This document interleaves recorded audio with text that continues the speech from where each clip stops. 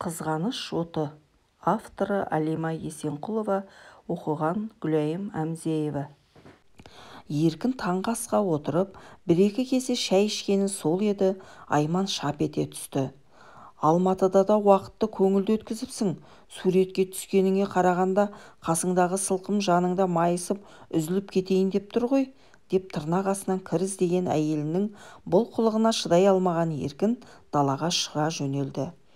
Қызын мектепке жіберген соң үйге кіріп әйеліне: «Бұл үйде береке болмады-ау, мен жұмысқа кеттім, жол алыс, бір аптадан соң қайтамын», деп күйеуі кеткенін үйден шығарда ескерте кетті.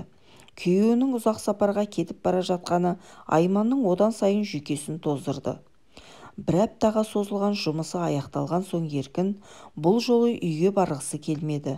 Соңғы кезде әйелінің ұрысы жиілеп, үйдің де берекесі қашты. Алматыдан кетпей тұрып, Еркін Арайға хабарласты.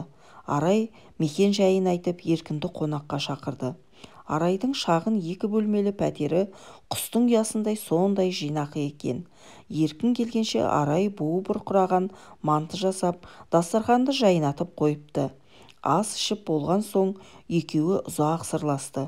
Еркін бұл жолы Арайға бәрін ашық айтып, әйелінің өзіне деген салқындығын жасырмады. Еркіннің мұңды жанарында бір сырдың жатқанын Арай өткен жолы тойда байқаған. Ішіне көп нәрсе бұққан сыныптасына жаны ашып, Арай тіпті не дерін білмеді. Сөреден өткен жолғы құрбысы шет елден алып келген сарқытын алды. Шет елден келген жүзім шарабы осы күнге арналған сынды. Ортадағы үстелге Арай 2 бокал мен тіске басарлар алып келді.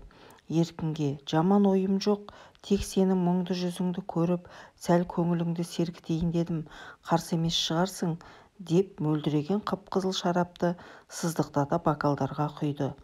Ішілген шарап расымен де Еркіннің көңілін сергітті. Енді ештеңе ойлағысы келмей, басқа әлемге кіріп кеткендей күй кешті. Шараптың буы мен Арайдың жылы сөздері жанына майдай жағып бара жатты. Ешкімге айта алмаған сырын Арайға айтып бір жеңілдеп қалды. Шарап аса көп ішілмеді. Біраз отырған соң Арай: «Шай қояйын, шай ішіп кет», деп орнынан тұрғаны сол еді.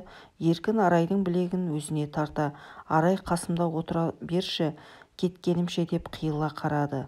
Шарап буы мен сезімге беріліп кеткен екеуі бұл түнді ертегідей өткізді. Еркін Арайдан әйелдік мейірім мен өзіне тән нәзіктігін сезінді. Айман бұл жылулықты ұмыттырғалы қашан. Жұпар аңқыған кофе демдеп, Арай Еркінді таңғы асқа шақырды. «Сезімге беріліп қателік жасадық. Еркін, кешір, әйеліңді бағала», деп әңгімесін қысқа қайырды.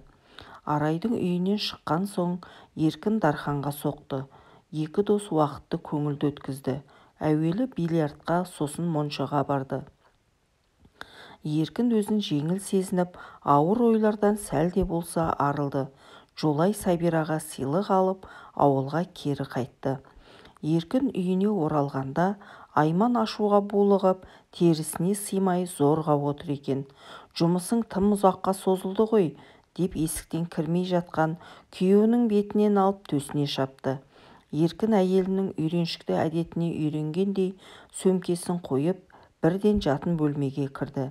Түс қайта сабақтан қуана келген қызы әкесін қатты сағынғаны қуанышқа толы жанарынан бірден көрініп тұрды. Сабира кішкентай болса да ата-анасының көңілдеріне қарап, олар ұрсыса бастаса құлағын тарс жауып бөлмесіне я болмаса сыртқа шығып кетеді. Қызының жабырқаулы жүзін көргенде Еркін әйеліне: «Айман, ұрысты қойсаңшы енді, Сабираның көңіл күйіне де үйдегі жағдай қатты әсер етіп жүр, байқамайсың ба?» деп талай рет айтқан. Айман оған мән де бермеді. Бұл жолы Айман қатты жанжал шығарып, тіпті Еркіннің киімдерін де сыртқа лақтырды.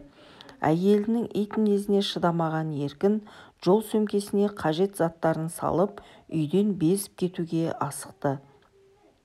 Сабираны қанша аяса дағы бұл жолы кетуіне тура келді. Ашумен бірден түн жарымында автобусқа мініп Алматыға бір-ақ тартты.